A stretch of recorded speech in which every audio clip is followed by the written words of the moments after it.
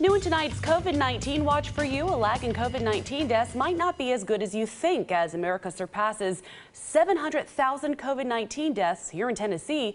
Deaths could be plateauing, but doctors warn it's not something to celebrate. Fewer COVID deaths reported recently, but still more than 15,000 people died of COVID complications in the state. News 2's Gerald Harris is live for us in Nashville as doctors say the reduction in COVID-19 deaths reflects a different point in the fight against the pandemic. In this State Capitol News and Report, Gerald. Yeah, doctors say young, sick COVID-19 patients tend to do better in the ICUs, but take longer to die, which is why this death lag could be different than the previous ones we've seen after COVID case surges. The reasons range as to why younger people are deciding to get the COVID-19 shot. I got vaccinated because I wanted to protect people that were immunocompromised. Because we need out of the pandemic, and I'm also a doctor. Including those deciding to protect their children. He was born with respiratory issues, so he needs a fighting chance. So if it takes me getting a shot to get it, I'm getting it. The recent Delta COVID surge was driven by the younger population. Early on in the pandemic, we were seeing a lot more of the elderly, kind of 65 and over. That has changed for many hospitals across the country and here in Tennessee. The younger population is less well vaccinated.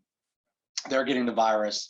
The younger population in general has a lower chance of getting hospitalized when they get the virus, but it's not zero.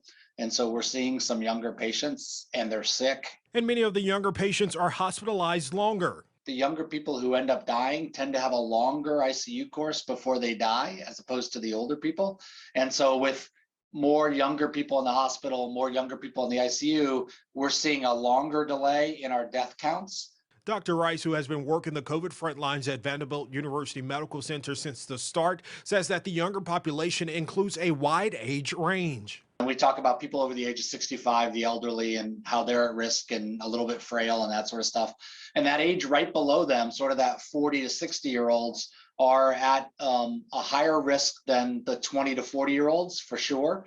We've seen a reasonable number of them get really sick and die on us.